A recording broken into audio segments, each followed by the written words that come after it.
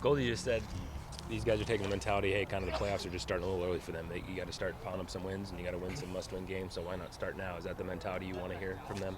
Yeah, we started a couple games ago actually getting down to the last 17 and talked about what it's going to take and the focus and basically describing the process of not only one game at a time, and pardon the cliches and so forth, but as we talk about the mental game, you can pare it down to, you start out maybe with a book, and then it's a chapter, and then it's a paragraph, then it's a sentence, then it's a word. Then hopefully you can get to the letter, and that's kind of the analogy I used. Unrealistic for the guys to be focused on a letter for 59 games, but not unrealistic now when you're fighting for your lives, which is what we're doing. We continue to slide a little bit, I guess, and lost opportunities that you don't want to look back and go, gosh, if we'd have just been a little bit more focused, i.e. Monday's game. Tough loss. We could have come back 3-1 or came back 1-3 because of two tough innings, basically. But if you're talking about going back to 17 games, was it that you started talking about that going into the game at Cal? You won. Did Yes. you kind of put it to those guys like, hey, this is the first game of a playoff push, and they won that game? Yeah, because it's all we had to hang on to, and it's hard to convince them. I don't know, in reality, unless we do something much better than what we've done, and now our strength of schedule is outstanding, our RPI has been really good, and we're, all the pundits saying we're the last 5 out now, and we were a number 2 seed last week, and, RPI and all that stuff really doesn't mean that much now. It means more when the committee gets together, but we're in the discussion, which is great. Even though we're 8-10 in conference, we're in the discussion. We're not, our body of work isn't where everybody wants it to be, but guess what? We still have a chance. And that's got to give you some. That had to be a good feeling then Sunday to feel like you would put it to them and say, hey, we got to start piling up wins now, and they went out and did it. Well, and the committee looks down and goes, you get swept at Cal versus you win one at Cal on the road, and Cal looks like they might be in the mix and in the discussion as well. Yeah. Guess what? We're not basketball, Oregon basketball. We don't have a conference tournament. Yeah. So our conference tournament basically is these last 15 games, like Goldie said. Yeah. And we can't wait until the last weekend and go, gosh, we got to win this weekend to get in. We've had that happen before with a really good UCLA team, and guess what? They're number 1 again. And that weekend could be a critical weekend too. But for me, the Arizona challenge, they've probably underrepresented themselves for what they thought they were going to do earlier in the season. Their season is a little bit like ours, except for neither one of us are pitching real consistently, I guess would be the best way to say it.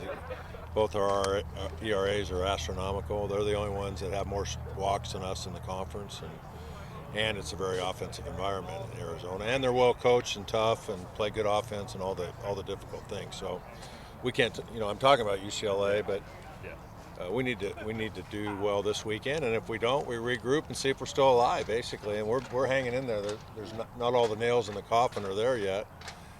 And there's a lot of games out in front of us, but the 15 games that we got in front of us are very difficult games, in my opinion. You're pitching. You get any chance of getting reinforcements this week? Yeah, Robbie just got cleared. Alstrom's back, so that's a huge step in the right direction. I just looked at Kenyon's finger, and it looks like it's healing up.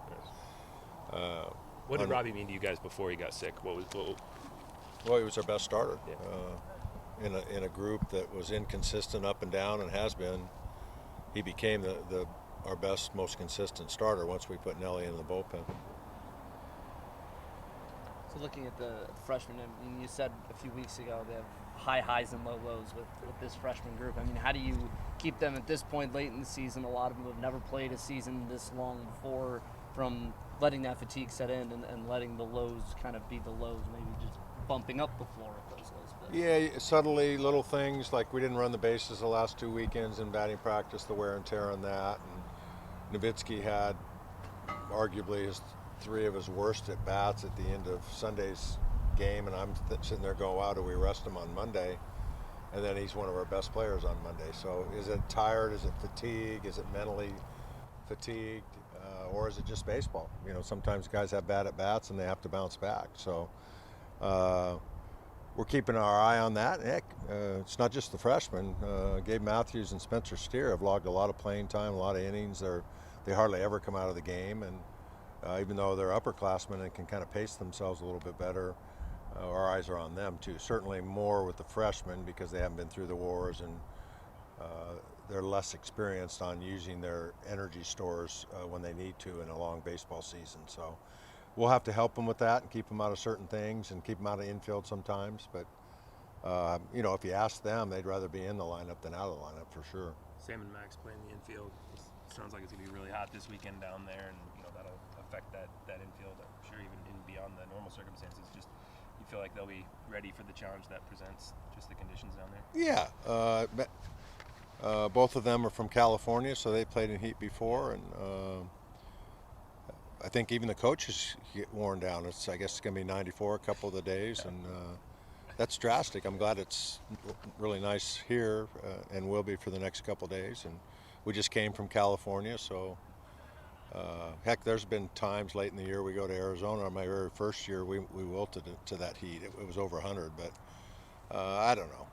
That's a really hard surface too, isn't it? I think, it's a fast track. They do some things. They've let the grass grow. I think I've heard they bring mud in right before the game to put it in front of home plate to keep the ball from bouncing so much. But look at their numbers and look at their errors, and those are good players, and it's more about offense than defense there at that particular ballpark. You're looking at a tough stretch of games, and we talk a lot about there's some youth in the clubhouse. How's the energy feeling in there, eyeing a big stretch that could make or break the season? Again, that's trying to give them immediate motivation. Like I told them on the bus, heck, if we have to give you a speech every day to show up and play because you're playing for your lives, then why do we want to get in the playoffs anyway? It's life and death in the playoffs as well. You're fighting for your life. So, I think they've got toughness and the physicality to it. Our strength program, that's where that clicks in. And we've had some long practices. They invest a lot of time on their own. We have long practices, and we practice more than any other sport.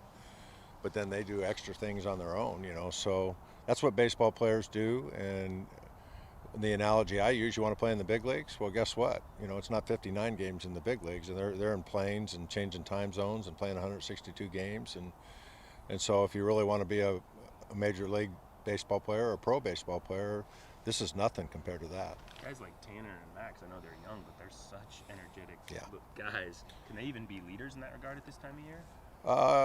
Yeah, Max's motor's always going. Tanner Smith has a toughness to him. I kid him sometimes because he's always the last guy on the field, and he catches a ball and it looks like, holy cow, he's 65 years old, and I say, you need me to take you out? And he's, oh no, coach, I'm okay. I said, well, your body language kind of stinks. But 90s, running doubles, making plays, they're all going to be there each and every time. And I think our guys have the mentality and the physicality for that.